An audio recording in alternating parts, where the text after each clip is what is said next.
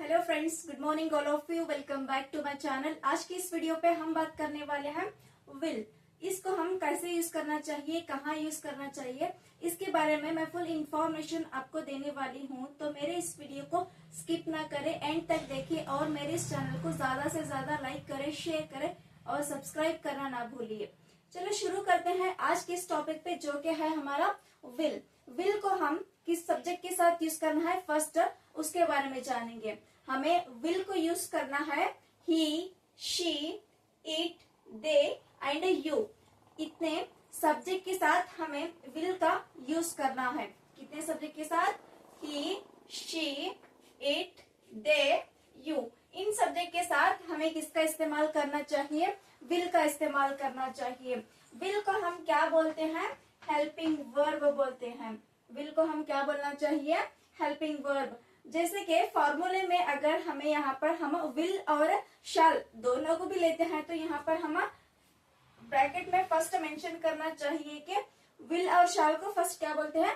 Helping verb बोलते हैं। यहाँ पर HP लिखकर विल और शैल लिखकर इस फॉर्मूले को आप कंप्लीट कर सकते हैं। तो इसलिए आपको कंफ्यूज ना हो, मैं इसीलिए एडवांस में बता रही हूँ कि विल को हम क्या कहते हैं। इंग्लिश ग्रामर में विल को कहा जाता है हेल्पिंग वर्ब।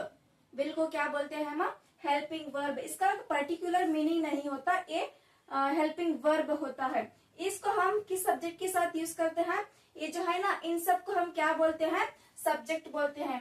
इस बात को मैं पिछले वीडियोस में भी बता चुकी हूँ और अभी भी बता रही हूँ कि सब्जेक्ट कितने हैं इंग्लिश ग्रामर में। 7 सब्जेक्ट होते हैं, जैसे कि I, we, you, they, he, she, it. ये 7 सब्जेक्ट होते हैं इंग्लिश ग्रामर में। लेकिन हमें यहाँ पर यूज होने वाले सब्जेक्ट कितने हैं? यहाँ पर सिर्फ 5 सब्जेक्ट है जो कि हम विल के साथ यूज करते हैं, और 2 सब्जेक्ट जो है ना शाल के साथ यूज किया जाता है। शाल के साथ किसको यूज करते हैं हम? आई और वी का इस्तेमाल हम किसके साथ यूज करते हैं? शाल के साथ यूज करते हैं। ये 2 को छोड़कर ये जो 5 सब्जेक्ट है उसको हम कहाँ पर यूज करते हैं? विल के साथ यूज करते हैं। तो चलो आगे बढ़ते हैं फार्मूले के तहत, या फिर फार्मूला किस तरह हम बनाना चाहिए। विल का इस्तेमाल हम कब यूज करना चाहिए? सब्जेक्ट के पहला यूज करना चाहिए, फिर बाद में यूज करना चाहिए, या फिर ऑब्जेक्ट के बाद हमें यूज करना चाहिए। तो विल को कहाँ यूज करना चाहिए, इसके बारे में हमें अगर स्ट्रक्चर पता हो तो हम वहां पर इजी क्या कर सकते हैं? सेंटेंस को क्रिएट कर सकते हैं। नहीं तो हमें सेंटेंस क्रिएट करने में प्रॉब्लम्स फेस करना पड़ता है। तो यहाँ पर फर्स्ट ऑफ ऑल हम जानेंगे फॉर्मूला क्या है, किस तरह हम सेंटेंस को क्रिएट कर सकते हैं। फर्स्ट क्या आता है हमारा? Subject, will, V1, object. Formula क्या है हमारा? Subject, will, V1, object. ये हमारा फॉर्मूला है। इसके तहत हम सेंटेंसेस को बना सकते हैं। किसके तहत? विल को यूज करते हुए सेंटेंसेस को बना सकते हैं। और एक मेन बात खास ये है कि विल का मतलब विल को कब यूज करना चाहिए? जब हमें कोई चीज या फिर कोई बात या फिर कोई काम का आगे करने वाले है, इट मीन्स फ्यूचर टेंस में करने वाले होते हैं, वहां पर हमें किसका यूज करना चाहिए? विल का यूज करना चाहिए। किसका यूज करना चाहिए? विल का यूज करना चाहिए। सिंपल फ्यूचर टेंस में हम किसका यूज करते हैं? विल का यूज करते हैं। यहाँ पर लिख देती हूँ मैं, simple future tense. Simple future tense में हम विल का और शैल का इस्तेमाल करते हैं। तो हमें सब्जेक्ट मतलब आपको मैं ऑलरेडी बता चुकी हूँ, सब्जेक्ट ये होते हैं, जो कि मैं फर्स्ट वन ली हूँ ही को हम क्या ले रहे हैं यहाँ पर? विल, क्योंकि जो आगे होने वाला है वो काम, उसके बारे में हम बताने वाले हैं। तो हम यहाँ पर विल का इस्तेमाल कर रहे हैं। ही के बाजू हम क्या ले रहे हैं? विल ले रहे हैं, क्योंकि हमें सब्जेक्ट के बाजू विल को लेना है, तो एज इट इज हम विल को ले रहे हैं। उसके बाद हमें क्या लेना है? V1 को लेना है। यहाँ पर देखिए V1 हमारा क्या है? स्पीक है। क्या है हमारा? V1 स्पीक है। Then object is English. यहाँ पर देखिए he will speak English. He will speak English. यहाँ पर देखिए ही विल स्पीक इंग्लिश मतलब वो आगे मतलब फ्यूचर में इंग्लिश बात करेगा। इस तरह इसका मतलब मीनिंग होता है इस सेंटेंस का। ये स्पीक क्या होता है? V1 होता है। इसका V2 क्या होता है, स्पीक का V2 क्या होता है, स्पोक होता है, और V3 क्या होता है यहाँ पर, स्पोकन होता है। V1 is the speak, V2 is the spoke, V3 is the spoken. इस तरह स्पीक का V1, V2 और V3 इस्तेमाल करते हैं, लेकिन हमें यहाँ पर V1 का उतना ही इस्तेमाल करना है, तो यहाँ पर मैं V1 को लेकर साइड में आपको V2 और V3 के बारे में जानकारी दे चुकी हूँ। She will sing a song, यहाँ पर देखिए मैं सब्जेक्ट क्या लिए सो हूँ, शी लिए सो हूँ। शी के बाजू हमें क्या यूज करना है, विल का यूज करना है। शी विल सिंग, सिंग मतलब गाना, क्या गा रही है वो, गाने को गा रही है। She will sing a song मतलब वो फ्यूचर में गाना गाएगी, वो क्या करेगी, फ्यूचर में गाना गाएगी। इस तरह ये सेंटेंस का मतलब होता है। यहाँ पर देखिए सिंग, सिंग एक V1 है, सिंग क्या है हमारा यहाँ पर V1 है। इसका V2 क्या होता है, sang, और V3 क्या होता है, sung। V1 is a sing, V2 is a sang and V3 is a sung।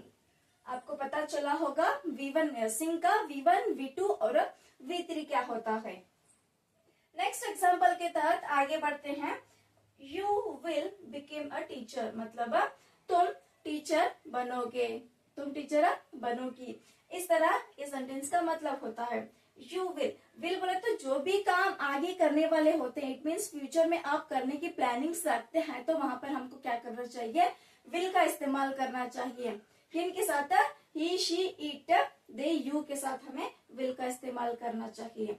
Became a teacher मतलब तुम आगे टीचर बनोगी, इस तरह सेंटेंस का मतलब होता है। यहाँ पर देखिए बिकम, इसका V2 होता है became, V3 होता है become।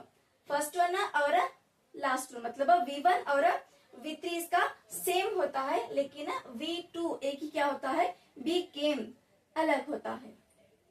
Next example is it will take 2 minute.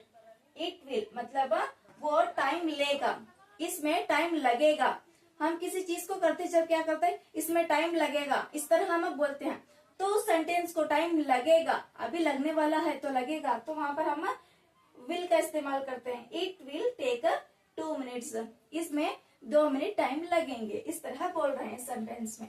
तो यहाँ पर देखिए हमारा ये V1 होता है, सब्जेक्ट क्या है हमारा, इट है, और विल का हम विल यूज कर रहे हैं। यहाँ पर V1 हमारा क्या है, टेक है, और ऑब्जेक्ट क्या होता है, 2 मिनट होता है। यहाँ पर टेक, फर्स्ट वन V1 क्या होता है हमारा, टेक होता है, और V2 क्या होता है हमारा, टुक होता है, और V3 क्या होता है हमारा, टेकन होता है। इसका V1 take, V2 took and V3 is taken. इस तरह V1, V2 और V3 आता है टेक का। And last one example is they will write a letter मतलब वो लेटर को लिख रहे हैं, लिखेंगे, सॉरी, वो लेटर को लिखेंगे। इस तरह इसका मतलब होता है। विल का हम यहाँ पर यूज कर, अभी वो लिखने वाले हैं, आगे लिख रहे हैं बोल के नहीं बोल रहे, अभी लिखने वाले हैं, तो यहाँ पर हम विल का यूज करते हैं। यहाँ पर देखिए राइट हमारा क्या होता है, V1 होता है, ये लेटर इज अ ऑब्जेक्ट होता है। यहाँ पर राइट का V1 write, V2 wrote and V3 is a written. And lastly V4 भी बोल सकते हैं, यहाँ पर V1 प्लस ING बोले तो यहाँ पर लास्ट में क्या होता है हमारा, राइटिंग होता है। आज का इस टॉपिक पे हम उसके V1 भी डिस्कस कर आज के इस टॉपिक पे हम V1 भी डिस्कस कर चुके, V2 भी डिस्कस कर चुके, और V3 क्या होता है उसके बारे में भी मैं बता चुकी हूँ। और एग्जाम्पल्स किस तहत हम बना सकते हैं, विल को कहाँ यूज करना चाहिए, विल को हम सब्जेक्ट के बाजू यूज करना चाहिए, तो हम विल का हम सब्जेक्ट के बाजू यूज करते हुए, V1 का यूज करते हुए ऑब्जेक्ट को डालकर बहुत सारे एग्जाम्पल्स को हम यहाँ पर देख चुके हैं। तो अब आपको समझ में आ गया होगा विल को हम कब यूज करना है। फ्यूचर टेंस में कोई काम आप आगे करने वाले होते हैं, तो उसके बारे में मतलब प्लान डालने वाले हैं या फिर करने वाले होते हैं, तो वहां पर हमको विल का इस्तेमाल करना चाहिए। और हमें ही, शी, इट, दे, यू के साथ हमें विल का इस्तेमाल करना चाहिए। बचा हुआ आई और वी को हम शाल के साथ यूज करते हैं, मतलब हम फ्यूचर टेंस में इसका इस्तेमाल करते हैं। विल का हम कब यूज करना चाहिए, फ्यूचर टेंस में इस्तेमाल करते हैं। तो आई होप आपको मेरी ये वीडियो समझ में आ गई होगी और पसंद भी आ गई होगी। तो मेरे इस चैनल को जल्दी से जल्दी सब्सक्राइब करें, लाइक करें, शेयर करें और मिलते हैं अगले वीडियो में। जब तक के लिए टेक केयर, अल्लाह हाफिज।